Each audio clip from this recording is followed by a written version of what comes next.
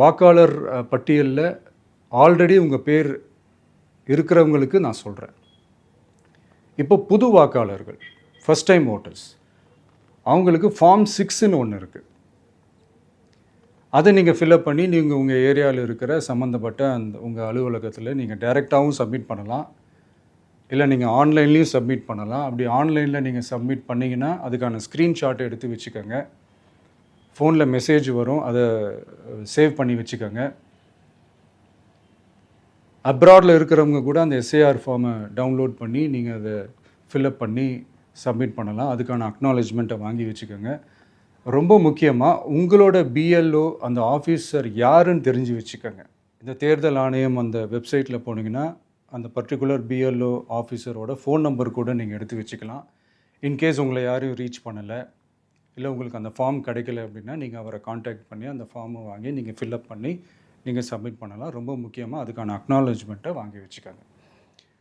இது எல்லாமே சரியாக செஞ்சாலும் இந்த எஸ்ஐஆர் மேலே சில டவுட்ஸ் இருக்குது.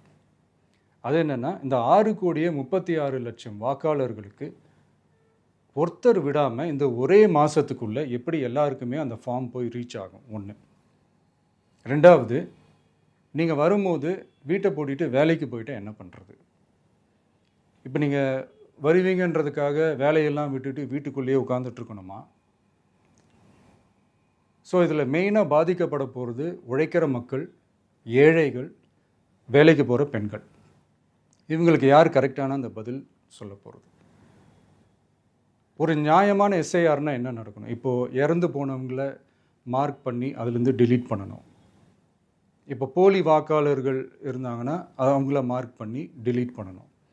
இப்போ ஆல்ரெடி ஓட்டு இருக்கிறவங்களுக்கு எதுக்கு இந்த ரெஜிஸ்ட்ரேஷன் என்ற பேரில் இவ்வளவு குழப்பங்கள் அப்படின்றது தான் எங்கள் கேள்வி. இப்போ புதுசாக வர வாக்காளர்களையோ இல்லை ஓட்டு இல்லாதவங்களையோ சேர்த்தா பத்தாதா?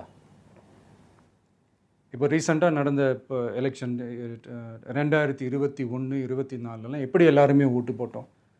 அதில் ஓட்டு போட்டவங்க கூட இப்போ புதுசாக ரெஜிஸ்டர் பண்ணணுன்னா அது ஏன் அந்த கன்ஃபியூஷன் அப்படின்றதான் நாங்கள் கேட்குறோம். அதனால தான் நாங்கள் எஸ்ஐஆரை எதிர்க்கிறோம். இப்போ புதுசாக சில கம்ப்ளைண்ட்ஸ்லாம் வர ஆரம்பிக்குது. அது என்னென்னா, முக்கியமாக நம்மளுடைய டிவிகே தோழர்களுக்கு அந்த ஃபார்ம் கிடைக்க மாட்டேங்குது, கொடுக்க மாட்டேன்றாங்க அப்படின்ற சில கம்ப்ளைண்ட்ஸ்.